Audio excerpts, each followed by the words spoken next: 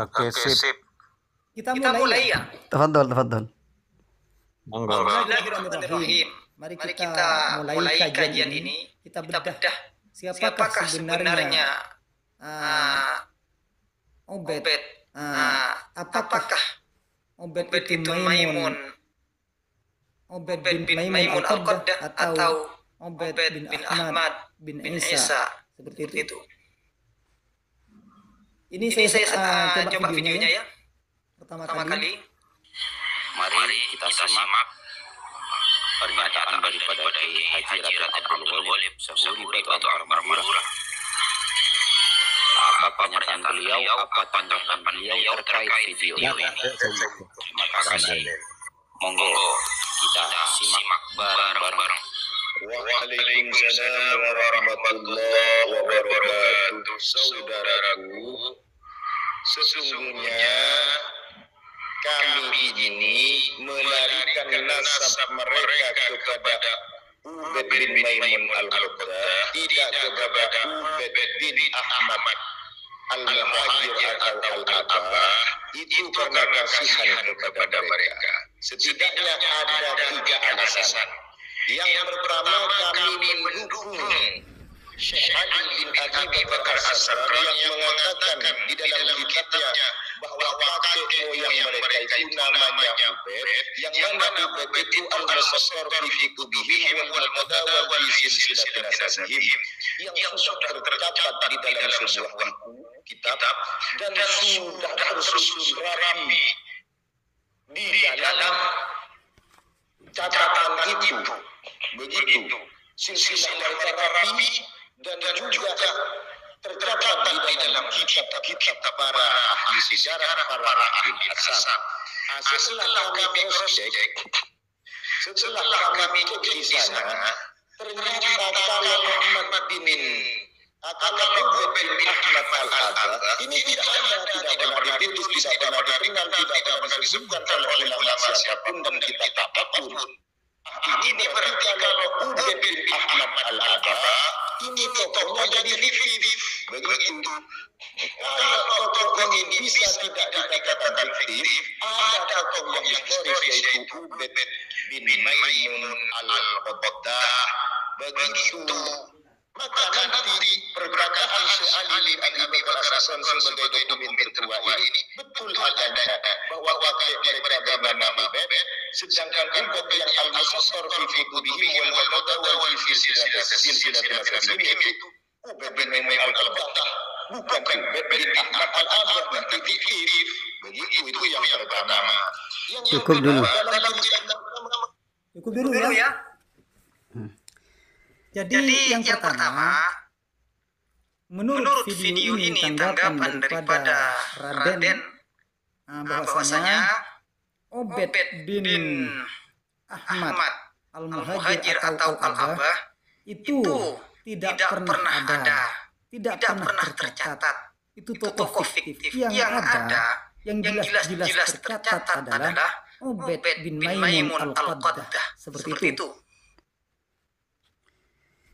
Bismillahirrahmanirrahim.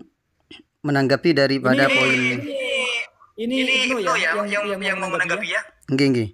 Nanti kita serahkan kepada yang lain untuk berkomentar juga.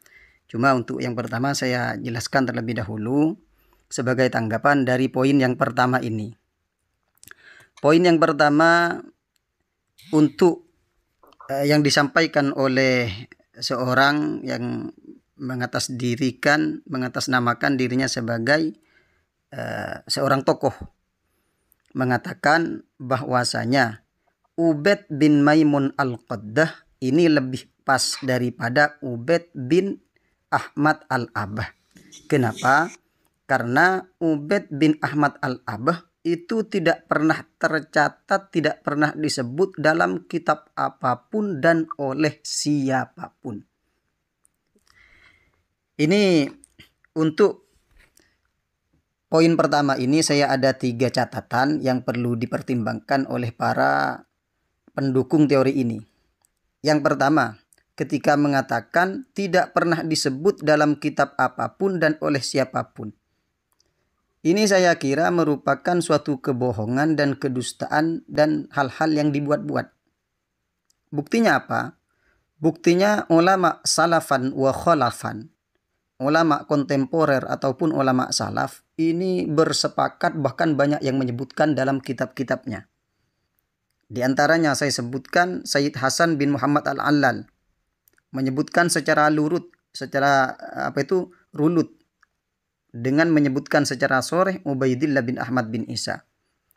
Kemudian Abul Qasim An-Naffat 490 Hijriyah wafatnya. Di situ dengan salah satu redaksi Haddatsana Syarif Al-Musnid Abdullah bin Basri bin Ubaidillah bin Ahmad bin Isa Al-Muhajir ilallah. Kemudian Al-Faqih Hasan bin Rashid 638 Hijriyah juga menyebutkan. Kemudian Umar Al-Abid bin Sa'id 668 Hijriyah juga menyebutkan. Lain lagi Ibnu Hajar Al-Haytami, lain lagi Bahasim Asy'ari, lain lagi guru sekumpul, lain lagi Syekh Muhammad Nawawi Al-Bantani yang disebutkan dalam kitab Uqudul Lujain, lain lagi Syekh Abi Bakar bin Syatta Ad-Dimyati, pengarang kitab I'anatut Talibin, dan lain sebagainya. Berarti di sini merupakan kebohongan yang nyata, mengatakan tidak pernah disebut dalam kitab apapun dan tidak pernah disebut oleh siapapun. Terus ulama yang ada yang segudang ini bukan siapa-siapa menurut dia mungkin. Ulama yang ada ini, yang banyak ini jumlahnya. Itu yang pertama. Kemudian yang kedua, kalau saya sebutkan nama-nama ulama ini saya kira 1 jam tidak selesai untuk menyebutkan siapa saja yang menyebutkan ketersambungan nasab Sadba Alawi. Kemudian poin yang kedua, dengan lucu dan aneh menyebutkan kata-kata bahwasanya yang al-musattor fi kutubihim wa fi silsilati nasabihim itu adalah Ubaid bin Maimun. Saya kira ini berangkat dari ketidakfahaman redaksi ibarat al-musattor fi kutubihim. Apa arti al-musattor fi kutubihim? Arti dari al-musattor fi kutubihim yang tertuang, yang tertulis dalam kitab-kitab mereka. Artinya kalau kitab-kitab mereka berarti bukti internal. Wa fi silsilati nasabihim, dan silsilah nasabnya. Yang dipakai untuk melawan ini kayaknya justru menjadi bumerang terhadap dirinya sendiri. Kenapa kok seperti itu? Karena untuk mengatakan Ubaid bin Maimun ini harus pakai data dari eksternal. Seharusnya kalau mau menggunakan al-musattor fi kutubihim wa fi silsilati nasabihim, ini seharusnya minta data ke Robitoh. Tapi di sini malah mencari data di luar Robitoh. Ini kan aneh. Al-musattor fi kutubihim itu maksudnya data internal. Wa fi silsilati nasabihim itu maksudnya juga data internal. Silsilah nasab yang dipegang oleh pemilik nasab itu sendiri. Ya dalam hal ini adalah para habaib ya Robitoh Alawiyah yang memiliki silsilah nasab itu. Jadi saya kurang paham, apa memang tidak paham terhadap redaksi ini atau gimana? Diulang-ulang bahkan al-musattor fi kutubihim wa fi silsilati nasabihim, Masya Allah. Ini bukti bahwasanya mereka sebetulnya tidak paham terhadap kalam-kalam Arab, redaksi-redaksi Arab yang ada. Cuma mereka terlalu jumawa untuk menyampaikan sesuatu yang belum mereka pahami sebetulnya. Kemudian yang ketiga, ketika menyebutkan Ubaid bin Maimun Al-Qaddah. Ubaid bin Maimun Al-Qaddah dengan bertendensi terhadap syair yang ada dalam Burqah Al-Musyiqah. Di situ dari fan ilmu nahwu jelas. Mungkin yang lain mau menjelaskan dari sisi ilmu nahwu, tafadhol. Nanti saya nyambung kembali. Ada ya? Kalau nggak ada saya lanjutkan. Nahwu apa saja Nahwu kita langsung saja barangkali tidak lama. Oh, saya lanjutkan ya. Seperti ini. Dalam redaksinya kan seperti ini. Wa biwalidihi Al-Maimun Ubaidil Ayasir. Yang perlu kita pahami di sini dari segi susunan. Wa biwalidihi Al-Maimun. Ketika walidihi Al-Maimun, maka di sini makrifat bertemu dengan makrifat.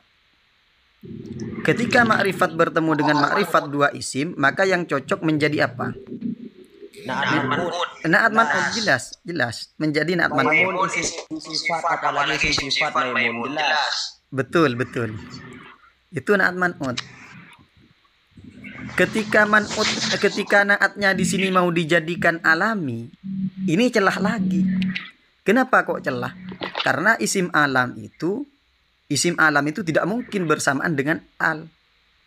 Karena akan ada dua takrif nanti yang berkumpul dalam satu kalimat. Yang pertama alnya takrif, kemudian isim alam juga takrif.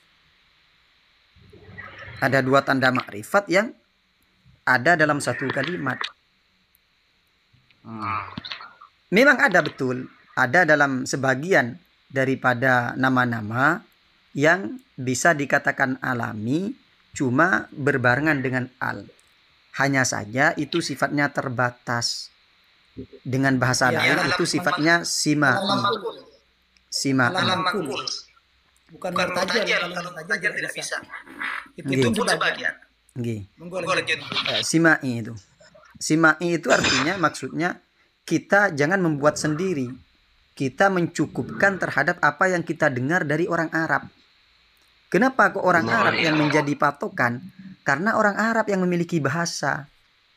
Sehingga sebagian besar daripada ilmu tasrif dan juga ilmu lughah itu sebagian besar kaitannya muttarid fi kalamil Arab atau tidak. Kalau tidak muttarid fi kalamil Arab, maka dikatakan syadz. Syadz itu ada 3, syadz fil qiyas wal isti'mal, syadz fil qiyas dunal isti'mal, syadz fil isti'mal dunal qiyas. Dan itu disebutkan dalam kitab-kitab tasrif.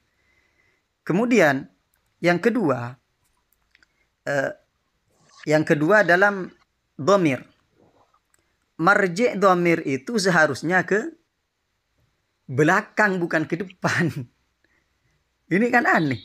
Wa biwalidihi, dan dengan ayahnya. Ayahnya ini siapa maksudnya? Ayahnya maksudnya Maimun. Kemudian anaknya ditaruh di belakang Ubaid. Ini kan aneh. Kalau kita mau melihat dari sudut pandang dhamir. Yang ketiga, dari sisi ilmu nahwu ini. Dari sisi ilmu nahwu, dalam ilmu nahwu itu muaranya atau madarnya kembali ke dua hal. Yang pertama i'tibarul lafzi, yang kedua i'tibarul makna. Jadi ilmu nahwu itu ada dua sebetulnya muaranya. Yang pertama i'tibarul lafzi, nadhran bil lafzi. Yang kedua nadhran alal makna. Maksudnya nadhran alal makna bi'tibaril makna apa? Maksudnya kita lihat siyakul kalamnya. Apakah cocok atau tidak? Ya kalau siyakul kalamnya tidak cocok, jangan dicocok-cocokkan. Nanti ditertawain oleh banyak orang. Masya Allah ini. Masya Allah ini sangat dasar loh. Itu dasar ini. Yang dipertahankan sebegitu rumitnya seakan-akan. Saya sempat nanya kepada orang yang tidak memiliki kepentingan. Nanya kepada sepupu dan juga kepada adik, kepada saudara. Ini Al-Maimun menjadi apa kira-kira menurut sampean? Semuanya rata-rata mengatakan na'at. Cuma aneh sekarang ini. Ada yang mengatakan itu merupakan apa katanya? Apa bedal apa? Mengatakan jadi khabar muqaddam mubtada muakhar itu. Khabar muqaddam mubtada muakhar. Masya Allah, salah lagi. Wa alaikum salam. Contohnya itu waalaikumsalam. Ketika khabar muqaddam mubtada muakhar, otomatis mubtada'nya itu nakira. Bukan ma'rifat. Makanya waalaikum salamun. Waalaikumsalam oke lah tapi jarang. Seperti itu. Maka ini sangat aneh bin ajaib seperti itu. Kemudian kalau toh mau dipaksakan seumpamanya ya, mau dipaksakan, ini Ubaid seharusnya ada di bukan walidihi, wabiwaladihi, seharusnya seperti itu. Wabiwaladihi al-Maimun, bukan wabiwalidihi. Seharusnya seperti itu. Kalau tetap mau dipaksakan, ini benar. Redaksinya bukan wabiwalidihi, tapi wabiwaladihi. Al-Maimun, Ubaid, seperti itu. Itu dari sudut pandang nahwu. Mungkin ada yang mau menambah. Tafadhol. Kalau tidak ada saya lanjut ya. Makna secara makna, lanjut secara makna. Nanti kita simpulkan. Karena ini saya apa ya? Saya mau upload nanti ini hasilnya. Maknanya itu diterjemahkan tuh babaje. Oh, ya terjemahnya katanya Ibnu. Nggih. Wa biwalidihil Maimun Ubaidil Ayasir. Ubaiduhum seperti itu ya. Atau Ubaidihim. Ubaidihim nggih. Nggih, Ubaidihim. Di situ saya enggak lihat anunya. Cuma saya ingat karena sering diulang-ulang oleh mereka. Wa biwalidihi, dan dengan bertawassul atau dengan wasilah. Dengan wasilah bapaknya Alawi maksudnya di atas. Bapaknya Alawi di atas. Wa biwalidihi al-Maimun, yang diberkahi. Ubaidil Ayasir. Ubaidil Ayasir itu menjadi penjelas daripada al-Maimun. Seperti itu. Ubaidil Ayasir yang menjadi apa? Yang menjadi kalau saya istilahkan, yang menjadi orang yang ringan tangan. Ringan tangan maksudnya suka menolong, mempermudah urusan orang. Seperti halnya ketika saya menyebutkan Abdul Qofa. Abdul Qofa budaknya cepleng. Cepleng itu di belakang apa itu? Di belakang kepala itu. Leher bagian belakang itu namanya cepleng. Kenapa dikatakan Abdul Qofa? Karena menjadi budaknya cepleng, suka tidur. Itu sebutan bagi orang suka tidur. Bukan yang dimaksud Abdul Qofa itu budaknya cepleng adalah menghamba kepada cepleng. Itu yang disalahartikan oleh sebagian orang.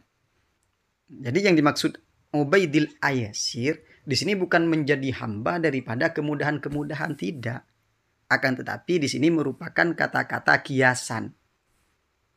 Ringan tangan, suka menolong, mempermudah urusan orang lain, dan sering mendoakan orang lain atas kelancaran terhadap segala sesuatunya. Itu namanya Ubaidil Ayasir.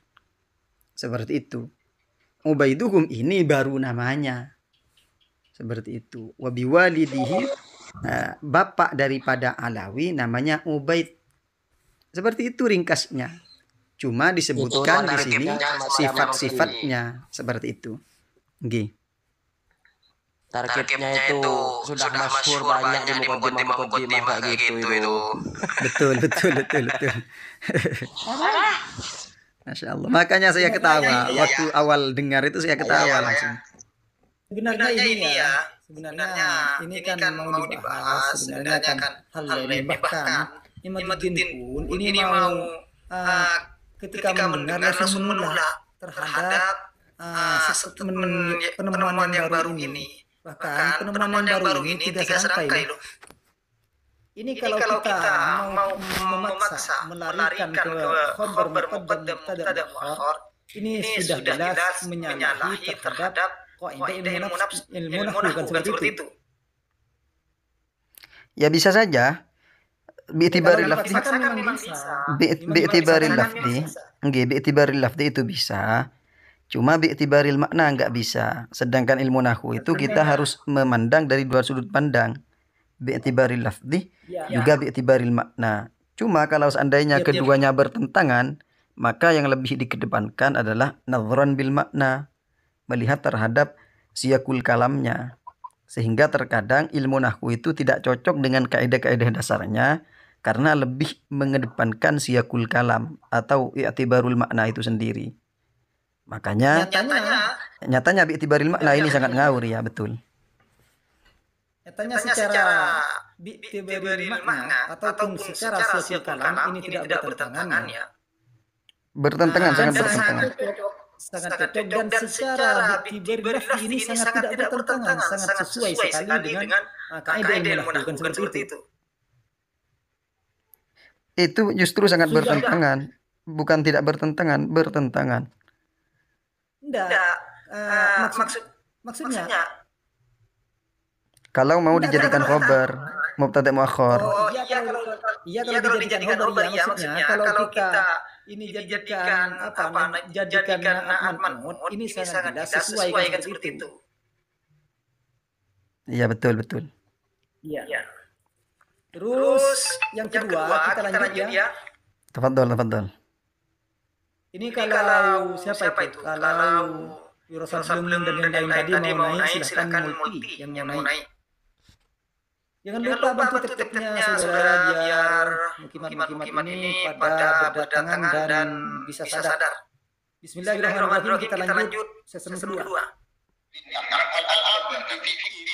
Itu yang pertama. Yang kedua, dalam cerita mereka mengatakan kakek mereka yang mereka sebut Ahmad bin Muhajir ini adalah dari Irak. Itu pindah ke Yaman langsung datang lewat ke Mekah dulu melaksanakan haji, baru pindah ke Yaman.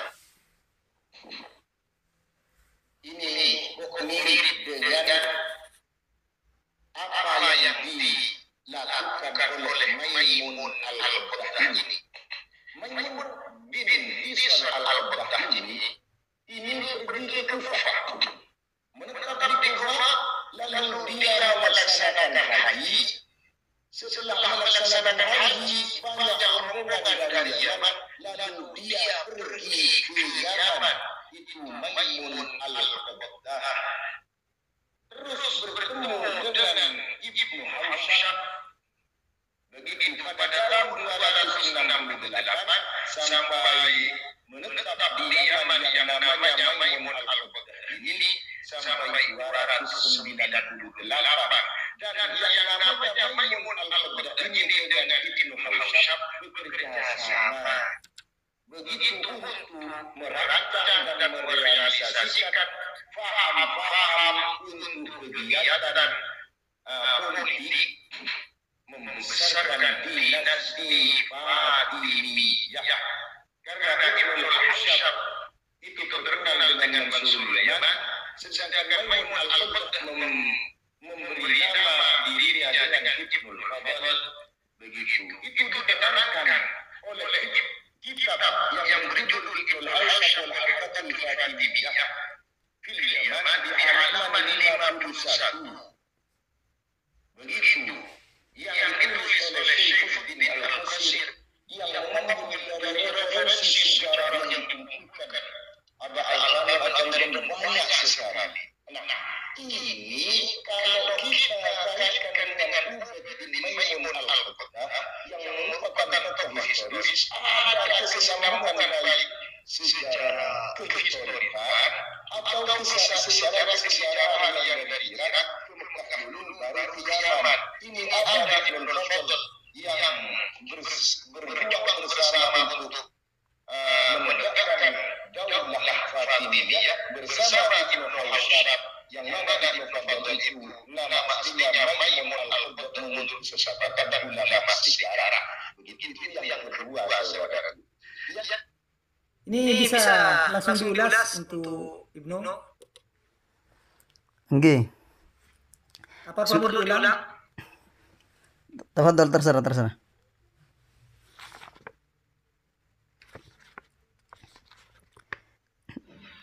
Saya lanjut saja ya. Saya langsung ulas saja. Iya. Ini dari poin yang kedua disebutkan oleh pemilik statement tersebut. Yang kedua, Ubaidillah bin Maimun al-Qaddah di sini memiliki kemiripan dengan Ubaidillah kakek Sadaba Alawi. Alasan kemiripannya Yang pertama ialah sama-sama hijrah, bukan langsung ke Mekah dan ke Yaman, akan tetapi melalui Kufah, yang satunya dari Irak. Kalau Maimun Al-Qaddah itu di Kufah, menetap agak lama di sana, kemudian baru pergi ke Mekah dalam rangka haji, dan kemudian ke Yaman.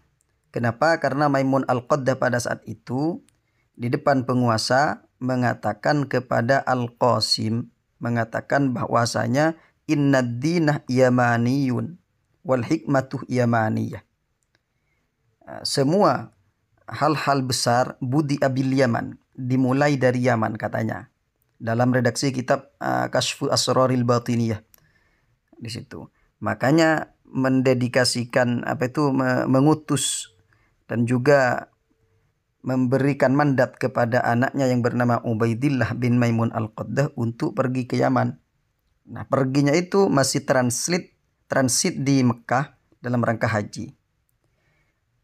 Cuma apakah hal tersebut, kemiripan tersebut sudah cukup untuk kemudian dipatenkan bahwasanya Ubaidillah yang dimaksud dalam Barqu al-Musyiko itu adalah Maimun Al-Qaddah sebagai bapaknya? Saya kira itu merupakan pendapat yang terlalu terburu-buru dan tidak tendensius sama sekali. Kenapa? Karena satu kemiripan saja yang sebetulnya tidak mirip. Dari Irak dan dari Kufah itu tidak mirip. Sangat tidak mirip. Kemudian dikatakan mirip. Hanya kemiripan yang sedikit saja. Mereka langsung mengatakan itu merupakan bukti kuat bahwasanya Ubaidillah adalah putra dari Maimun Al-Qaddah. Nah, sekarang saya sebutkan perbedaan-perbedaannya. Yang pertama, dari segi tahun lahirnya. Tahun lahirnya kalau Ubaidillah bin Maimun Al-Qaddah itu 206 dan wafat akhir abad ketiga, sekitar 290-an berapalah. Kemudian kalau Ubaidillah 290-an ke atas, sekitar itu. Kemudian kalau Ubaidillah bin Ahmad bin Isa, di situ wafatnya akhir abad keempat. Jadi mana mungkin ini orang yang sama? Sedangkan itu sangat berbeda. Tahun lahir beda, kemudian tahun wafat juga beda.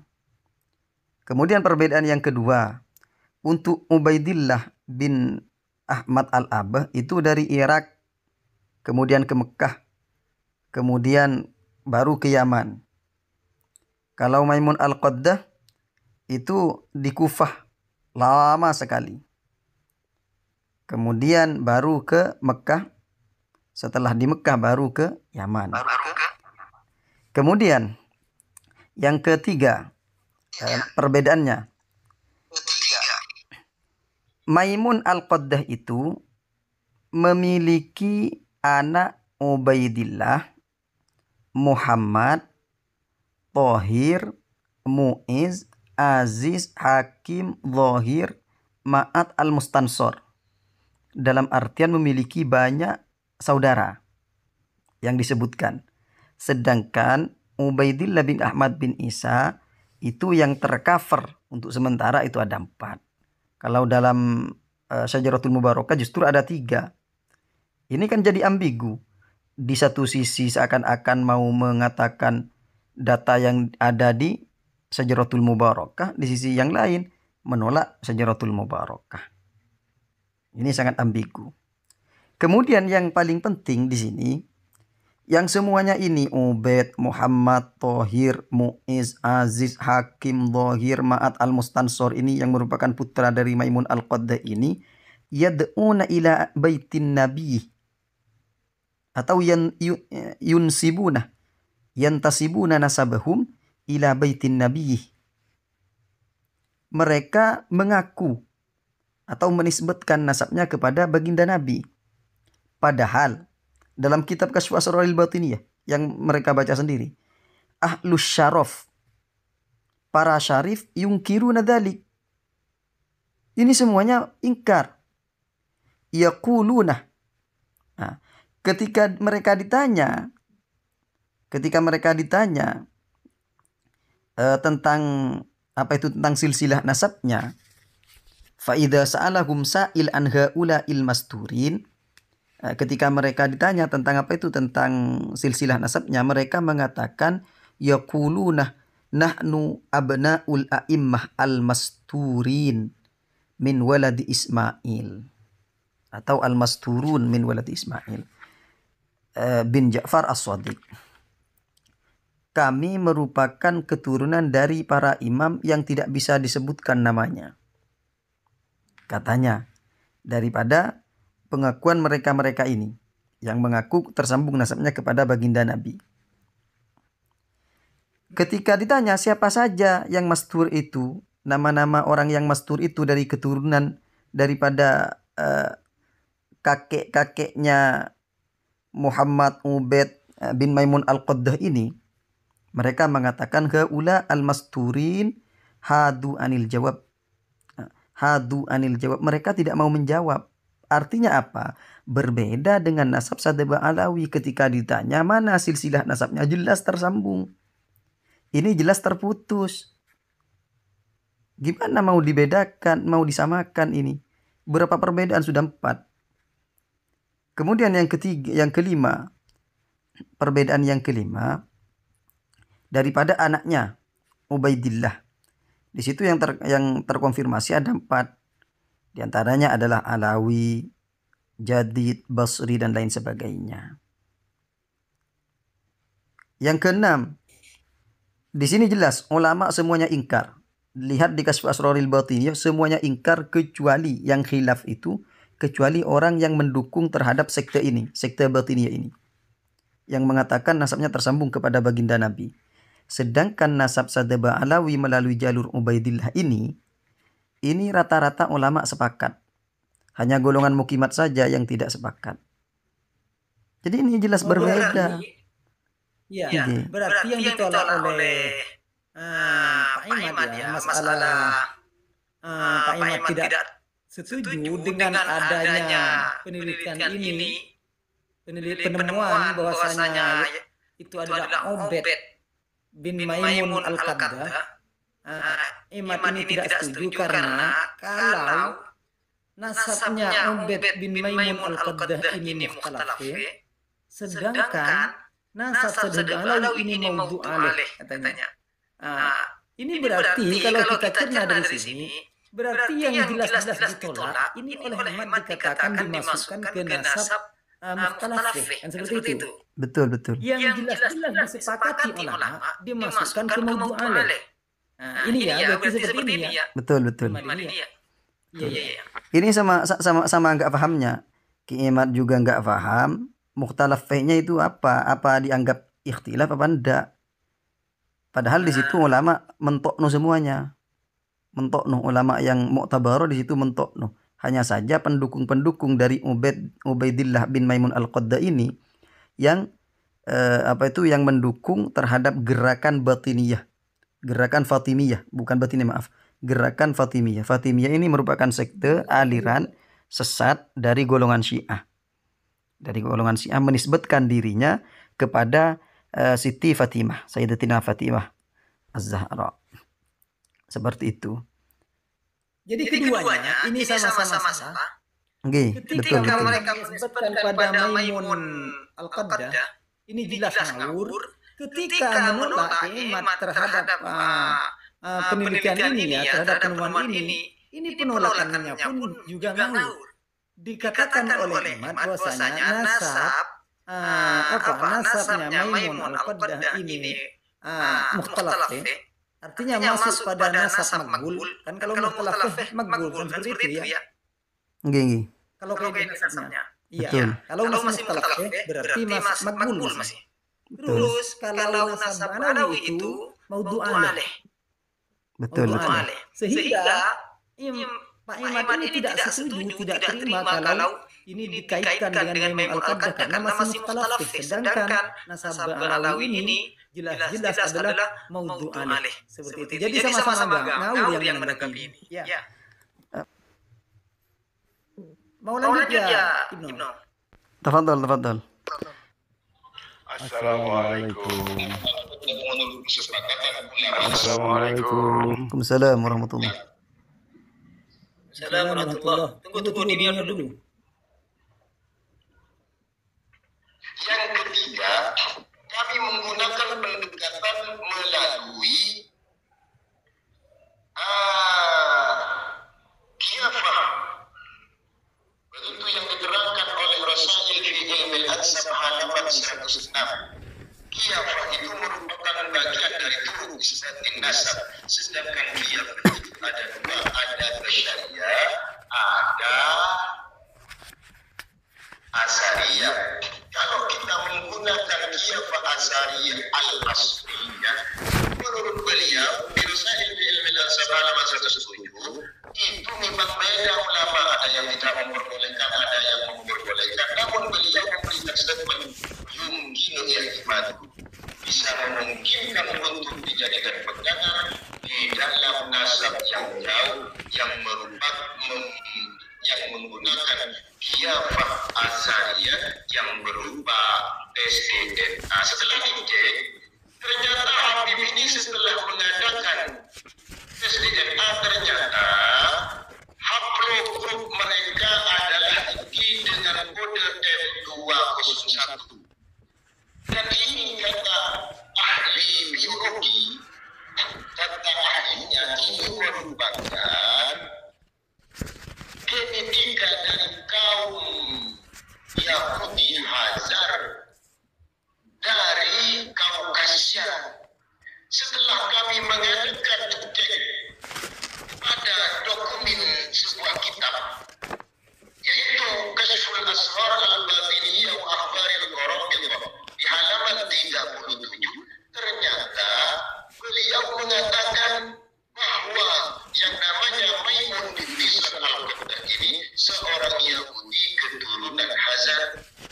Oh, ini sudah cocok kodenya dengan Bahalawi. Melalui 3 bukti ini, maka kami memberi kesimpulan bahwa indikasi-indikasi kuat habaib ini melalui 3 bukti yang saya jelaskan ini adalah bin Maimun bin Ubed bin Maimun al-Qaddah.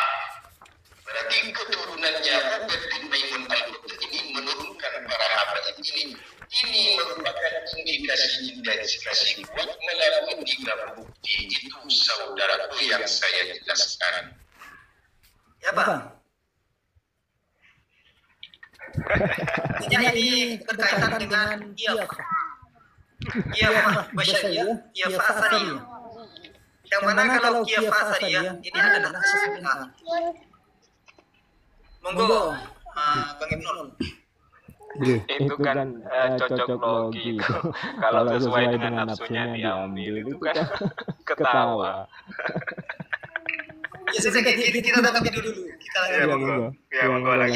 Ini untuk apa ya? Untuk dijadikan simpanan. Takut nanti berubah lagi karena sudah beberapa kali ini. Monggo. Bismillahirrahmanirrahim. Statement atau poin yang ketiga yang dia sampaikan mendukung pernyataannya bahwasanya Ubaidillah bin Maimun al-Qaddah lebih pas daripada Ubaidillah bin Ahmad al-Abah dengan bertendensi kepada khilafah Athariyah yang katanya yang Asriyah yang ditengarai dengan DNA. Yang pertama, saya mengkritik daripada redaksi yang ada dalam kitab Rasail fi Ilmil Ansab. Saya bacakan wa amma tilkal lati yakunu maradduha lil ansabil ba'idah al mughila fil qidami fala yaqta'una biha wa innama yasta'nisuna biha bisa dionkem. nadhran li kaunil abhath fi hadzal majal fi bidayati tariqiha falaysa hunaka qanun mundabat. Halaman berapa itu? 107. Okay. Tamaman hatal an fayumkinu i'timaduhu. Yang dijadikan garis bawah di sini memungkinkan untuk dijadikan pegangan. Cuma dia tidak faham siyakul kalamnya. Sebetulnya yang dijadikan pegangan tersebut bisa dipakai seperti itu meskipun tidak mundhabat, tidak pasti teorinya, tidak memiliki kepastian yang 100%. Hanya saja bisa dijadikan pegangan. Dijadikan pegangan maksudnya gimana? Maksudnya dijadikan pegangan cuma terbatas. Terbatasnya diantaranya dalam hal dalam hal kejahatan, untuk melihat sidik jari dan lain sebagainya. Kemudian yang kedua dalam nasab yang dekat. Itu yang kedua. Masalah fayumkinu itimaduhu. Kemudian yang kedua tentang qiyafah. Qiyafah ini daripada pembicara tadi ini menggunakan metode ilhaqul masail binadhairiha atau menggunakan metode qiyas. Seharusnya kalau mengkiaskan terhadap qiyafah harus secara utuh dong.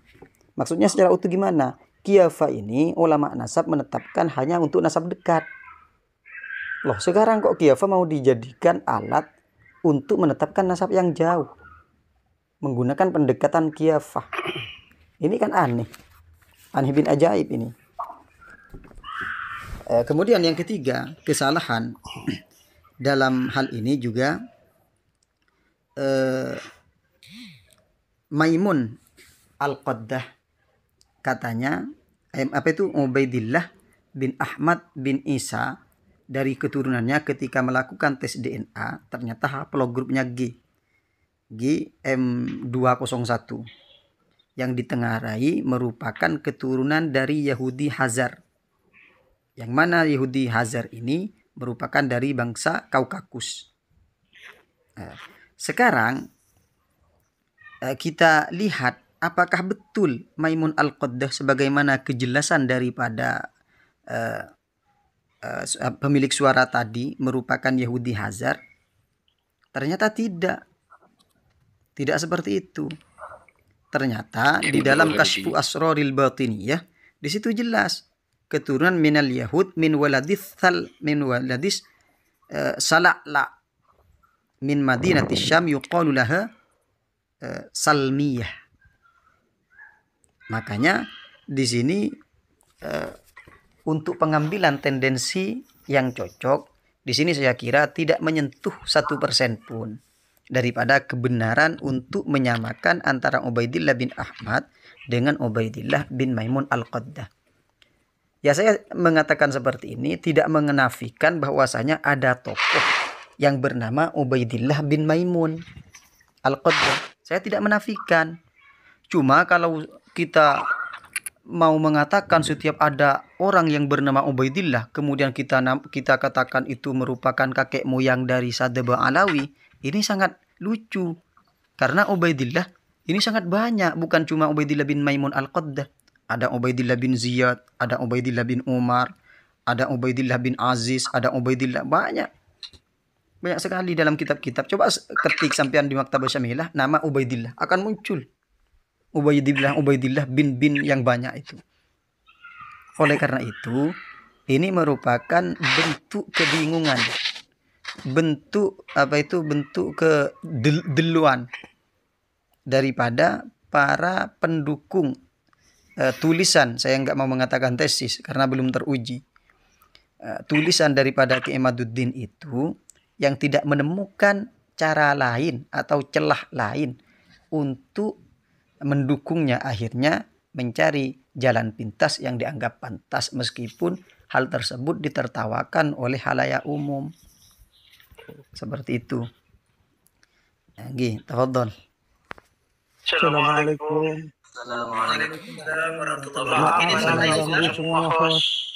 Mohon maaf dulu sebentar. Ini sudah selesai. Intinya mereka ini selain salah mengartikan sebuah ibarat di suatu kitab, mereka pun juga banyak berdusta ya. Kalau memang mereka itu berdusta dalam jalan kebencian. Sekarang Karena boleh bertanya enggak buat jangan ditanya. Oke, sudah selesai. Satu persatu Mbo. Yang namanya buat jangan ditanya. Maaf semuanya. Maaf. Enggak, maaf. Saya boleh sebentar aja. Jangan ditanya ini siapa ya? Siapa saja Mbo? Enggak, jangan ditanya, saya ditanya yang pakai logo gempur tuh di atas. Logo gempur? Ya perlu jelas juga dong. Iya, maaf, mohon maaf, saya mau tahu siapa tuh jangan ditanya. Logo gempur, jangan ditanya. Tes. Assalamualaikum. Assalamualaikum. Ya udah diturunin aja host. Turunkannya? Turunkan aja biar nggak timbul hal yang negatif terhadap logo gempur berikutnya gitu. Soalnya kita lagi pembersihan. Maaf semuanya, maaf. Assalamualaikum. Boleh sambung narasi sedikit saja. Bismillah. Assalamualaikum warahmatullahi wabarakatuh. Sebenarnya kita di Indonesia ini kalau kita bermazhab filsafat kan ada wadah yaitu PBNU. Saya bukan orang NU tapi saya pengagum NU. Dari NU berdiri sampai sekarang PBNU itu tidak pernah membatalkan nasab Alawi. Lalu diambil narasi-narasi kebohongan bahwa Hasyim tidak pernah menisbatkan itu semua. Ya karena tidak ada masalah. Kenapa dinisbatkan? Satu, dua. Kenapa Imat dikeluarkan dari kepengurusan PBNU? Berarti kan PBNU kan menganggap si Imat ini udah tidak layak ya sebagai Ahlussunnah wal Jamaah bermazhab Syafi'i dengan tesisnya. Mungkin yang kedua, sebelum tesis ini bergulir kan ada dua kitab Imat. Saya pun tidak tahu judulnya. Saya pernah juga mendengarkan dari mana langsung. Imat itu dari dua kitabnya itu mengakui Sadaq Alawi dan ada pernyataan dia bahwa orang yang tidak mengakui Sadaq Alawi itu satu mungkin anak zina, dua mungkin anak haid. Terus satu lagi lupa. Ada tiga statement dia tentang itu. Nah sekarang jelas apakah buku yang dikarang Imat itu hanya karang-karangan tanpa ada penelitian ke depan ke lapangan, tidak ada pembanding kitab-kitab lain. Ini saya berbicara tesisnya, nanti bisa kita bahas tesisnya. Nah tentulah dua kitab yang terdahulu Imat itu melalui proses-proses ilmiah dan melalui proses intelektual tentang karya ilmiah, lalu tesis. Nah tesis bisa-bisa saja. Tesis ini kan bukan konsumsi umum. Tesis ini kan konsumsi akademisi.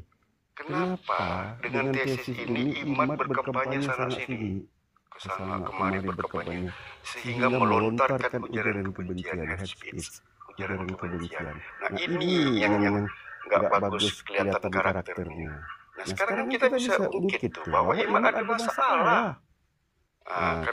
Kenapa dia membuat tesis? Yang beredar hari ini persoalan Imat, dia pernah mengaku bahwa dia bagian dari keturunan Wali Songo, ternyata ditolak oleh Kesultanan Banten ya. Kedua, dia pernah bermasalah dengan Habib Rizik. Nah itu kan tesis ini dilahirkan karena ada rasa ketidakpuasan sehingga timbul kebencian. Nah hate speech yang bermain ujaran kebencian sana sini didukung oleh lagi teman-teman yang lain tanpa pengetahuan nasab, pengetahuan sejarah yang profesional. Saya tidak membahas kitab-kitab ya, saya bukan ahli kitab, saya hanya pengamat sosial biasa saja. Nah, lalu kan kitab-kitab ini kan bisa saja orang membaca kitab ini, terus orang mengajukan lagi kitab ini, bisa berbeda itu kitab. Bisa. Kitab ini kan pendapat semua.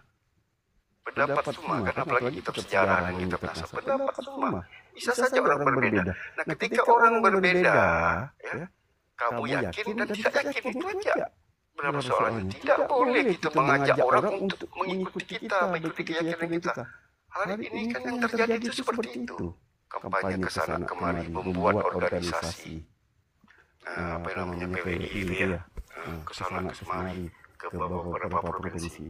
Nah, organisasi ini pun sudah terbaca bahwa organisasi ini untuk membackup dia, untuk membackup melanjutkan ujaran kebencian ini di tempat saya ini di Kalimantan ini. Udah banyak tuh yang kita kenal bukan Habaib, bukan Sarip, udah menjadi Sarip semua.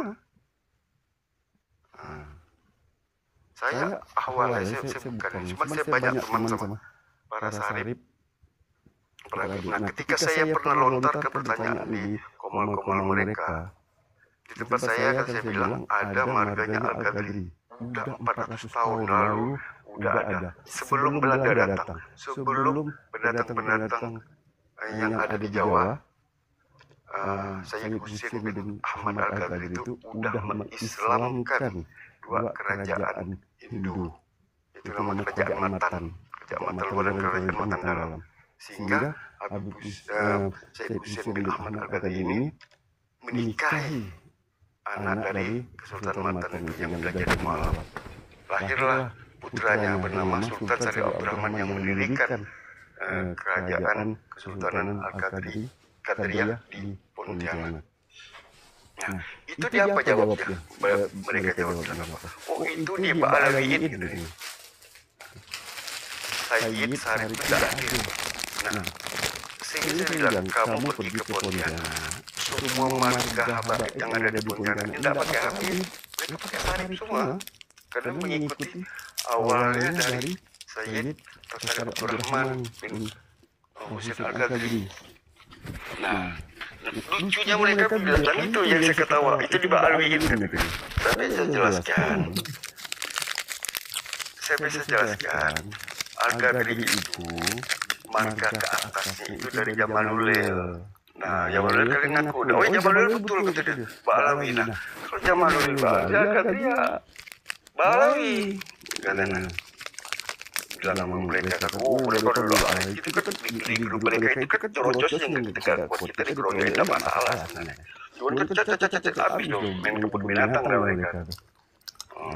Lalu pemilu ke sejarah yang bagaimana mereka itulah membuat sejarah bernarasi tanpa ada bukti. Coba periksalah di sejarah-sejarah nasional. Nah, supaya Habaib yang ikut berjuang tanpa menunjukkan namanya, salah satunya itu Sultan Hamid II itu yang pencipta lambang Gunung Garuda. Ketika pertikaian politik antara Sultan Hamid dan itu kan politik, ya biasa-biasa lah ada perselisihan politik gitu kan. Akhirnya Sultan Hamid dipermasalahkan, bukan permasalahan